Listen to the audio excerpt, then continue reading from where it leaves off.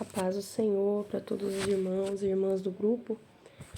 Assim como havia falado anteriormente, que eu ia estar postando aqui, quando o reino fosse dividido, eu ia estar comentando através de um vídeo para os irmãos do grupo, porque aqui vai nos auxiliar muito, se nós estivermos atentos, quando começar a entrar os reis, né, desses dois reinos divididos, e também a questão dos profetas, quando eles profetizarem, há profecias que vai para um reino e há profecias que vai para o outro. Então, isso auxilia demais na questão dessa interpretação, quando nós formos para esses livros, né, dos profetas e também desses reis que virão agora, tá?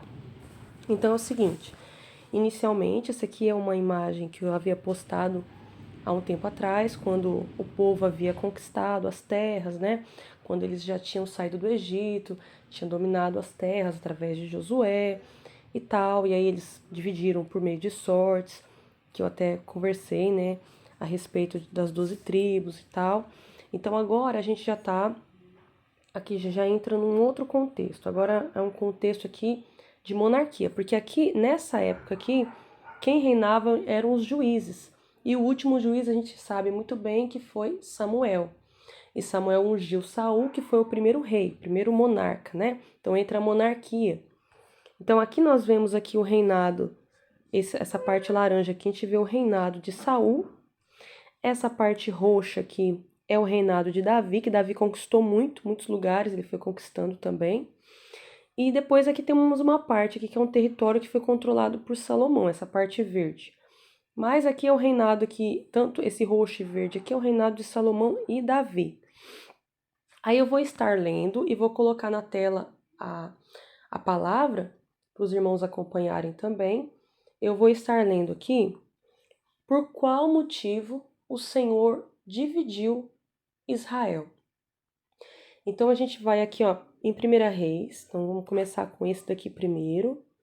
Com esse daqui primeiro. 1 Reis 11, capítulo 11, do verso 9 ao 13. Eu vou estar lendo aqui e vou colocar na tela para vocês.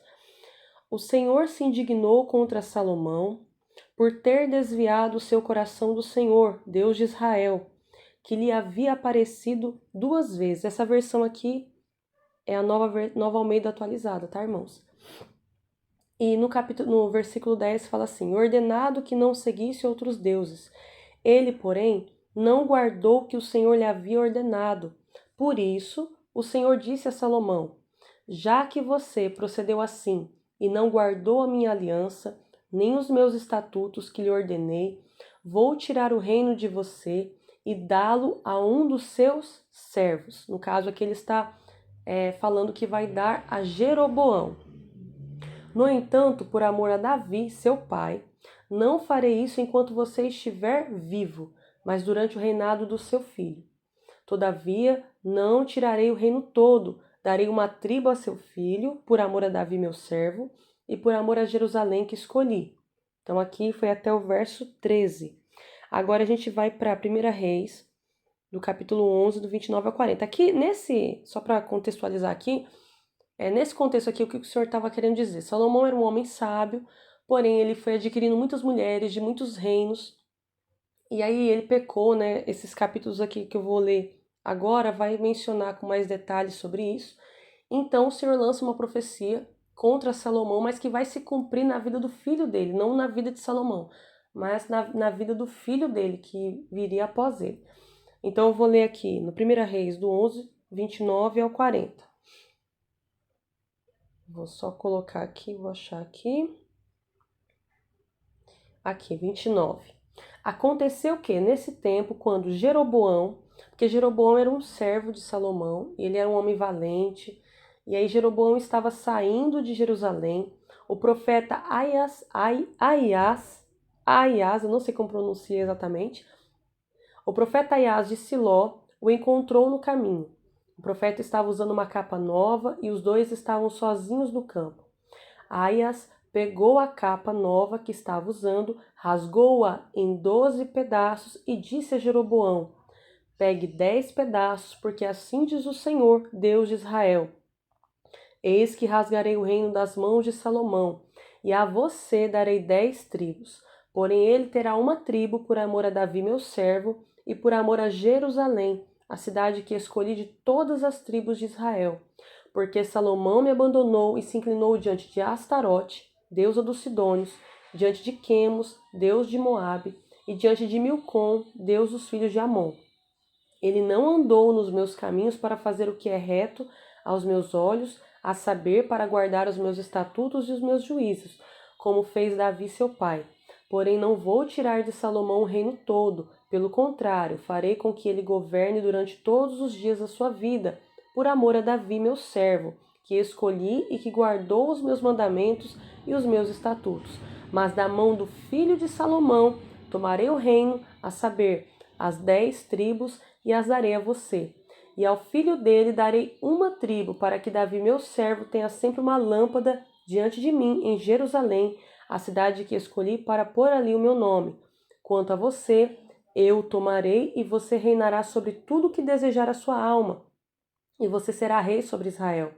Se você ouvir tudo o que eu lhe ordenar e andar nos meus caminhos e fizer o que é reto aos meus olhos, guardando os meus estatutos e os meus mandamentos, como fez Davi, meu servo, eu estarei com você e lhe edificarei uma casa estável, como edifiquei para Davi, e darei Israel a você. Por causa disso, afligirei a descendência de Davi, mas não para sempre. E aí fala que Salomão, no verso 40, Salomão tentou matar Jeroboão, mas este se levantou e fugiu para o Egito, para junto de Sisaque, rei do Egito, e ali permaneceu até a morte de Salomão. Então aqui termina o versículo número 40. Então aqui a gente já vê uma profecia que foi lançada no tempo ali de Salomão. Aí agora a gente vai ver o reino que foi dividido, né? Então a gente já leu, né, hoje, como que aconteceu. Que aí Salomão morre, aí vem Roboão, que é o filho de Salomão. Então, Roboão, né, tá aqui, ó. Ele é o filho de Salomão. E aí ele é o povo, né, no caso, o Jeroboão que estava no Egito, que havia fugido de Salomão, que a gente leu agora. Ele ouve que Salomão morreu, então ele resolve voltar para Israel. E quando ele volta, ele vai com todo o povo e pergunta como que vai ser a postura dele agora, porque Salomão, ele havia colocado um jugo muito pesado sobre o povo, porque quando você vai aumentando as construções, devido àquela vaidade que ele tinha, quando a gente vai ver em Eclesiastes, quando a gente leu lá no início lá de Eclesiastes, a gente já percebe que ele fez jardins, construiu muitas coisas, então tudo aquilo que ele fez para si, porque ele fala assim, fiz para mim, né? Bem naquele início ele fala, fiz para mim. Ele deu tudo que a alma dele desejava, tinha muita abundância de ouro, a prata era como nada na época de Salomão. Só que o povo tinha que trabalhar para construir tudo isso. O povo tinha que pagar altos impostos para poder o reino dele, né, se expandir, para ele poder construir as coisas que ele queria. Então, isso se tornou um jugo muito pesado sobre o povo. Então o povo chegou para Salomão e pediu para ele, para que ele aliviasse chegou a Roboão, perdão, e pediu para que ele aliviasse o jugo que Salomão havia colocado. Então Roboão pede o conselho aos anciãos, e os anciãos falam para Roboão ouvir o povo, para aliviar o jugo. Porém, Roboão decide pedir conselho aos jovens, os amigos dele. E os amigos dele falam que era para ele aumentar o jugo, piorar ainda mais. Que ele iria, se o pai dele havia usado chicote, ele usaria escorpiões, né? Então ele vai dizer que vai ser muito pior, que o peso ia ser muito maior. E aí as pessoas, né, o povo, se revoltou contra Roboão e acabou deixando ele, não querendo mais segui-lo. Então, aí a palavra vai dizer que tudo isso aconteceu por permissão do próprio Senhor. Tanto que Roboão se levanta para poder lutar contra Israel, mas é impedido, né? Porque o próprio Deus fala que o Senhor que permitiu que tudo isso acontecesse, já que foi uma profecia já lançada na época de Salomão, certo? Então, Então a gente já percebe aqui, ó, quando a gente vai analisar, vou até pegar uma canetinha aqui diferenciada, que eu gosto dela, canetinha laser. A Line, vou pegar a Line. Essa canetinha é muito legal. Aí eu vou pegar aqui e vou mostrar aqui, ó. Então, esse reino aqui é chamado Reino Israel. Então, a partir de agora, quando falar Israel, vai estar falando do reinado de Jeroboão, aonde ele tem 10 tribos, certo? 10 tribos, né? Lembra lá na profecia que ele ia rasgar em 10 pedaços, então 10 tribos ficaram com Jeroboão. E Roboão ficou com a tribo de Judá. Eu creio que aqui também é a tribo de Benjamim, essa parte aqui, ó. Então ficou esse reino de Judá. Então, reino de Judá, reino de Israel. Então, a partir de agora, quando falar assim, então o rei de Israel está falando sobre o reino do norte. Quando falar assim, então o rei de Judá está falando do reino do sul, tá bom?